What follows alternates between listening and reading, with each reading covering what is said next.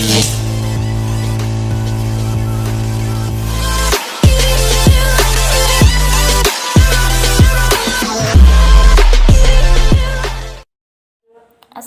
warahmatullahi wabarakatuh.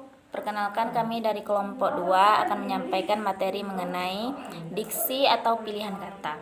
Kelompok kami beranggotakan yang pertama Elvira dengan NIM A1F1222039, dan yang kedua saya sendiri Nuriani Ramanda Fitri dengan NIM A1F122078, dan yang ketiga Mega Lidiawati dengan NIM A1F122004. Baiklah, materi yang pertama mengenai pengertian diksi yang akan disampaikan oleh saya sendiri. Diksi adalah pilihan kata yang tepat dan selaras dalam penggunaannya untuk mengungkapkan gagasan sehingga diperoleh efek tertentu seperti apa yang diharapkan. Baiklah, materi selanjutnya adalah fungsi diksi. Yang poin pertama, membuat orang yang mendengar ataupun mendengar karya sastra menjadi lebih paham mengenai apa yang ingin disampaikan oleh pengarang. Poin yang kedua, membuat komunikasi lebih efektif. Dan poin yang ketiga, melambangkan ekspresi yang ada dalam gagasan secara verbal, tertulis ataupun terucap. Yang poin terakhir adalah membentuk ekspresi ataupun gagasan yang tepat sehingga dapat menyenangkan pendengar ataupun pembacanya. Assalamualaikum warahmatullahi wabarakatuh. Perkenalkan, saya Elvira dengan NIM A1F122039. Baiklah, materi selanjutnya yaitu pemilihan kata. Pemilihan kata merupakan kegiatan untuk memilih kata secara tepat dan sesuai dalam mengungkapkan maksud dan tujuan. Kesempatan menyimak atau pembaca baik secara lisan maupun tulisan. Syarat-syarat pemilihan kata. Dalam syarat pemilihan kata ada 10 syarat, yaitu 1. Membedakan secara cermat makna kata yang hampir bersinonim. 2. Membedakan makna denotasis dan konotasis. 3. Membedakan kata secara cermat kata yang mirip ejaannya. 4. Menggunakan kata abstrak dan konkret secara cermat. 5. Menggunakan dengan cermat kata bersinonim. Dan yang keenam, menggunakan kata berubah makna yang dengan cepat. 7. Menggunakan kata umum dan kata khusus secara cermat. 8. Menggunakan kata idiomatis membedakan susunan yang benar. 9.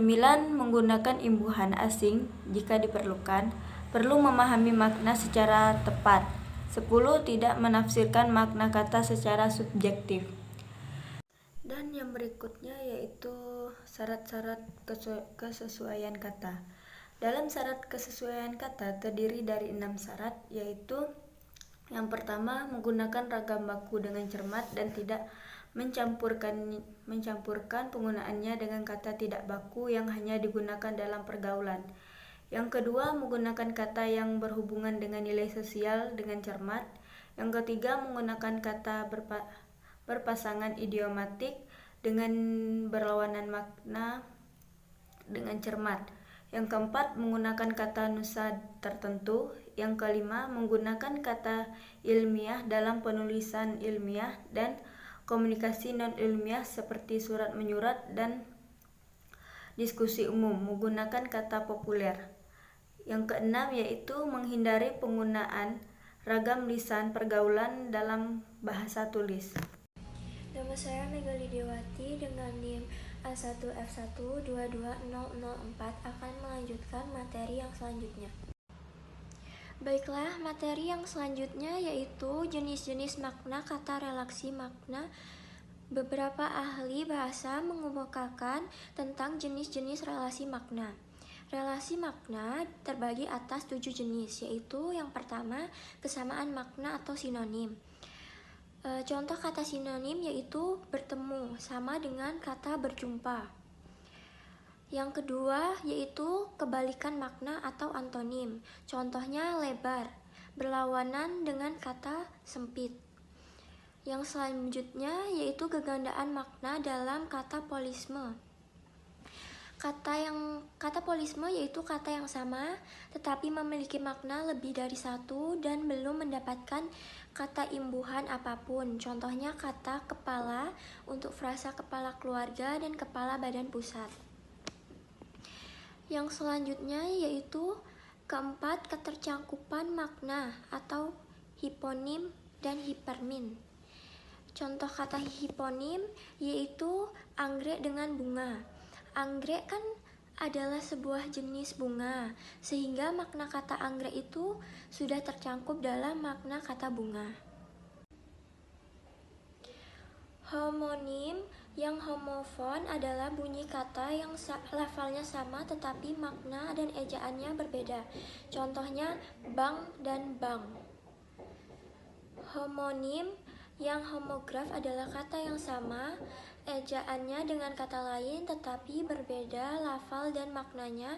Contohnya adalah seri yang berarti cahaya dan seri yang berarti sama. Yang keenam yaitu kelebihan makna atau redundansi. Redundansi diartikan sebagai berlebih-lebihan. Istilah ini mengacu pada penggunaan kata dalam suatu kalimat yang dinilai boros atau tidak bermakna. Misalnya, contohnya bola itu ditendang oleh Dika. Contoh di atas akan berbeda maknanya jika dikatakan bola itu ditendang Dika. Yang selanjutnya atau yang terakhir yaitu kegandaan makna dalam frasa atau kalimat. Contohnya, kemarin Dina memberi tahu kepada Andi.